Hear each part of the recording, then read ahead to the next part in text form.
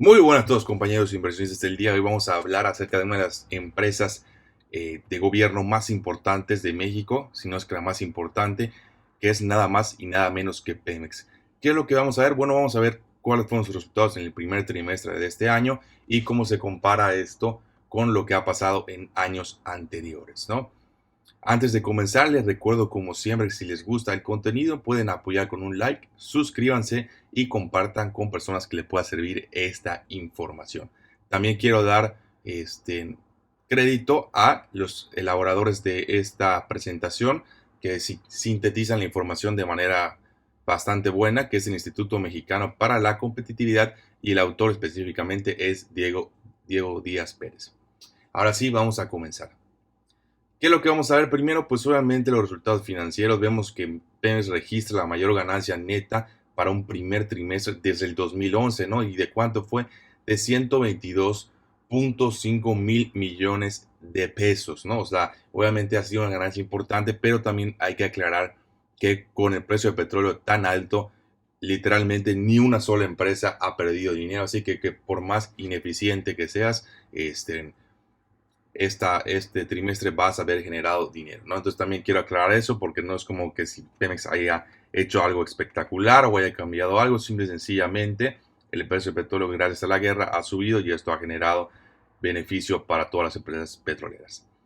Ahora, el punto más importante que siempre se toca en todos lados es la deuda financiera. Vemos que al día de hoy es de 2.16 billones de pesos, lo cual es una brutalidad. Lo único bueno es que se redujo un 7.9%, ¿no? Entonces, algo es algo. Pero si sacamos para comparar cuántos años tendría que de utilidades generar Pemex para pagar esta deuda, si suponemos que estos 122, sí, perdón, vamos a suponer que la deuda, primero que nada vamos a pasar la deuda a 2.160, que vendría siendo el número en mil millones, porque hay que recordar que mil millones y billones no es lo mismo en México. Y segundo, lo dividimos entre los 122.5 que generaron ahorita. Obviamente estamos siendo sumamente optimistas, porque esto que generaron, la verdad, es en un precio muy alto y no creo que vaya a ser así por siempre, ¿no? Ahorita que estamos sobre todo a punto de una recesión económica importante global, obviamente el petróleo va a caer de precio. Pero bueno, vamos a suponer que pueden generar esto en todo el año, lo multiplicamos por 4 y estaríamos hablando que es una deuda que pagas con básicamente entre 4 y 5 años de utilidades, lo cual es apalancado, sí, pero no es tan malo. Sin embargo, insisto, estamos haciendo un poco de cherry picking, ya que estamos tomando el mejor trimestre, de hecho, desde el 2011, como pueden observar, y suponiendo que esto va a seguir así, lo cual, siendo honestos, es bastante poco probable. Pero bueno, nada más para que tengan una idea de la magnitud de deuda que tiene Pemex y cómo pudiese afectar esto. Y también hay que ser realistas, si Pemex no fuera una empresa de gobierno y se hubiera seguido manejando como se manejó al día de hoy, pues obviamente esto hubiera llevado a una bancarrota sí o sí, ¿no? Entonces, obviamente como es empresa de gobierno, pues el gobierno la ha mantenido a flote, la ha subsidiado y esto nos ha costado dinero a todos los mexicanos, ya que al fin y al cabo el dinero que utiliza el gobierno es el dinero que saca de nuestros recursos o los recursos naturales que nos corresponden como mexicanos o de los impuestos que nosotros pagamos. Y antes de que salga el chistosito que dice, no, yo no pago impuestos. Mira, todos pagamos impuestos de manera directa o indirecta. Para empezar, si compras cualquier artículo que tiene IVA, ya estás pagando impuestos de manera indirecta, ¿no?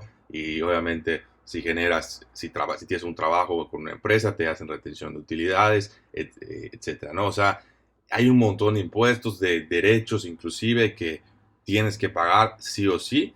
Así que aunque según tú no pagues ISR al menos, pues lo estás pagando de manera indirecta, insisto, con el IVA o con tantos impuestos y derechos que existen hoy en día. Pero bueno, entonces por eso es importante que nosotros como mexicanos nos preocupemos qué hace el gobierno con nuestro dinero. Ahora, otra cosa interesante, pues Pemex en el primer trimestre ejerció el segundo mayor monto de inversión, o sea, están invirtiendo bastante. Sin embargo, ahorita vamos a ver un poco qué es lo que no me gustó, pero vamos a verlo. De hecho, Pemex, esto también siempre han declarado, se divide en tres empresas, si lo quieres ver. La empresa de exploración y producción, que es la que se encarga de identificar dónde hay petróleo y básicamente y sacarlo. La empresa de transformación industrial, que pues creo que su nombre lo aclara bastante. Y luego hay una empresa también de toda la parte que es transporte y logística, ¿no? Obviamente, según aquí hay otras subsidiadas, pero creo que son las tres más importantes. Ahora, en temas operativos, que es un poco lo que habíamos platicado, obviamente el precio promedio de la mezcla de petróleo crudo fue de $88.9 por barril y es un 57.5 mayor comparado con el primer trimestre del año pasado. Y es, insisto, lo que hemos estado viendo, que básicamente al cortar todas las compras de petróleo de Rusia, pues obviamente quitas gran parte de la oferta y pues todos están tratando de comprar donde puedan. De hecho, se habla de que pudiese llegar a haber una crisis en temas de petróleo. Sin embargo, no es que no haya petróleo, eso también hay que aclararlo. En el mundo hay un montón de petróleo. Lo que pasa es que hay una organización que en mi opinión no debería existir, que se llama la OPEC, que básicamente se encarga de controlar la oferta para que ellos puedan tener un buen precio. Esto es completamente la antítesis del capitalismo y obviamente lo que conlleva es que los precios sean más altos de los que deberían de ser. Pero bueno, ese ya es otro tema que la verdad es bastante desagradable tener que tocar. Ahora, ¿qué más? La producción de petróleo, ok, fue un 1.4 mayor a los 1.6 millones de barriles diarios. Entonces eso también es bastante interesante porque es muy curioso ver que el precio suba tanto, pero la producción no. No estoy muy seguro de qué significa esto. Pueden ser dos cosas, o estamos trabajando a máxima capacidad o igual tenemos algún acuerdo con la OPEC o con Estados Unidos de limitar la producción, lo cual no estoy muy seguro de hecho si México es parte de la OPEC. Vamos a ver. Porque de esto puede depender. Ah, no, no es parte de la OPEC. Bueno, sí, o sea, es parte entre comillas, pero el recorte de la producción petrolera, cuando les dijeron que recorten la producción, no lo hicieron. Entonces, no aceptó, por así decirlo, lo que les dijo la OPEP, lo cual, pues, obviamente es bastante bueno, ¿no? Entonces, no somos parte realmente de la OPEC y la OPEP Plus. Pero bueno, aquí lo interesante es que entonces no entiendo por qué no se ha producido más. Sería el momento de producir más, de aumentar la oferta, tomando en cuenta que los precios son tan altos, ¿no? La capacidad utilizada de procesamiento de petróleo crudo en las refinerías de Pemex alcanzó su mayor nivel en los 5 años. Esto es bastante curioso. No sé si este dato, la verdad, no sé cómo lo calcularon, pero me llama mucho la atención. Porque si se dan cuenta, ¿qué significa esto? Que inclusive hoy, con toda la cantidad de petróleo que se necesita, etcétera, este, las refinerías de Pemex alcanzaron su mayor, más alto de capacidad, ok, pero es apenas un 50%, ¿no? Es decir, si tengo, ponle tú que si tengo 10 máquinas, solo estoy utilizando 5, lo cual es bastante extraño, ¿no? Porque obviamente tienes que sentar las máquinas, no sé qué pasó aquí, a lo mejor yo estoy malentendido cómo se calcula este dato, pero por lo que dice, pues no es lo ideal, ¿no? Obviamente tienes dinero asentado en estas máquinas que no están produciendo. Otros resultados que ahorita vamos a ver igual más a detalle, esto acuérdense que es un resumen, es que Pemex, perdón, el gobierno federal apoyó a Pemex con 90.000 millones de pesos, ¿no? Que es lo que estamos diciendo. Y para que tengan una idea, este monto equivale a 4.6 veces el presupuesto aprobado en el presupuesto de egresos de la Federación para el INE, ¿no? Entonces, para que tengan una idea de la magnitud que se gasta de dinero en Pemex, ¿no? También esto es algo muy importante, que a lo mejor a la gente no le importa tanto, pero a mí sí me importa mucho, que son los mayores niveles de accidentabilidad para un periodo de enero-marzo en los últimos 5 años, ¿no? El índice de frecuencia y el índice de gravedad crecieron un 50 y un 70%. ¿A qué se refiere esto? Que la gente que trabaja en Pemex está teniendo algún tipo de accidente que puede conllevar desde pérdida de algún miembro hasta inclusive pérdida de la vida, ¿no? Entonces, eso también es bastante importante. Es un índice que se cuida un montón en las empresas privadas, pero por lo que estoy viendo en las empresas de gobierno no se cuida tanto, no me queda claro por qué, a lo mejor sea por recorte de costos, no lo sé, pero es algo bastante alarmante que nos debería de preocupar porque pues al fin y al cabo, si tú trabajas en PENS, pues es un riesgo básicamente que te puedes morir o no, ¿no? Entonces es bastante importante. Obviamente las calificaciones crediticias pues son de BB menos, en este caso de Fitch y de HR es BB plus y de Standard Poor's es triple B. ¿Qué significa esto? Es un poquito, no está tan mal calificada la empresa, lo cual es bastante,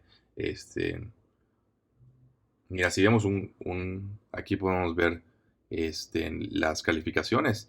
Triple B apenas se encuentra por debajo de A menos, por así decirlo, o A3, dependiendo de la calificadora, pero no es algo tan malo, ¿no? De hecho, el riesgo de que la empresa quiebre en 10 años es de 7.5%, y yo creo que las calificadoras les han dado igual esta calificación debido a lo mismo, ¿no? A que el gobierno, pues se sabe que el gobierno las mantiene a Pemex, subsidia a Pemex, entonces es un menor riesgo para la empresa en general.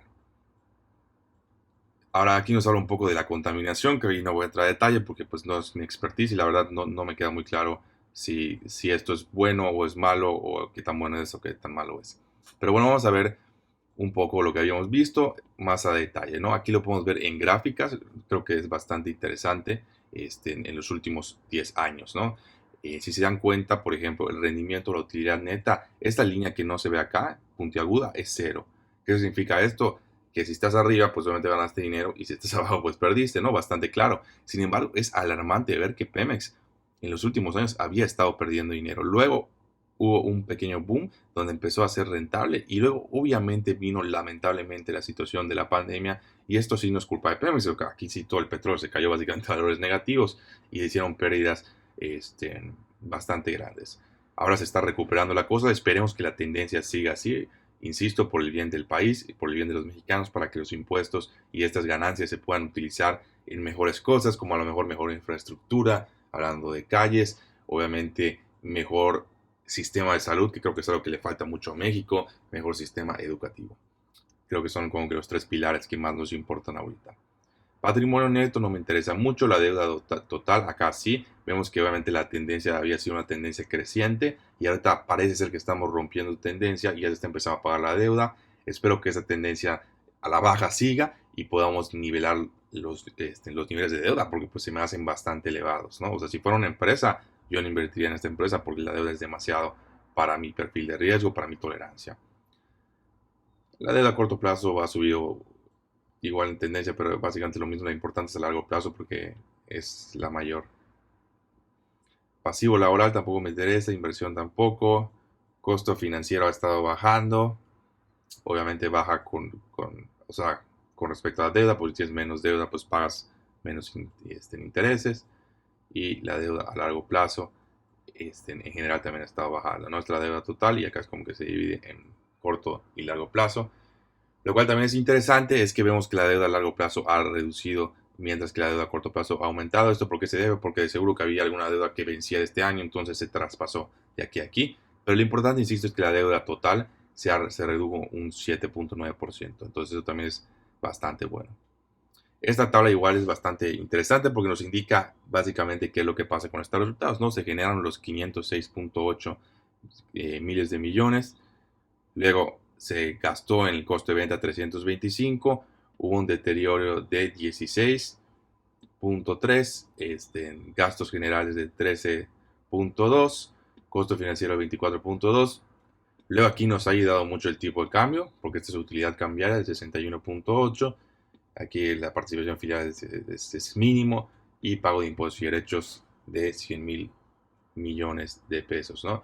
Y esto nos deja un rendimiento, una utilidad neta de los 100.22 mil millones de pesos que habíamos visto previamente. Aquí lo podemos ver más a detalle. Igual si les gusta analizar, aquí son las diferentes empresas, ¿no? Que esta es exploración y producción, la EP, transformación industrial y esta es la parte logística que les comentaba. De hecho, si pueden ver, la peor parte, por así decirlo, de las tres empresas es la de transformación industrial, donde se tiene una pérdida operativa. Es de hecho la única que tiene pérdida operativa. La parte logística básicamente sale tablas y obviamente la parte de exploración y producción, por lo que hemos platicado, el petróleo es la que mejor se ha visto beneficiada.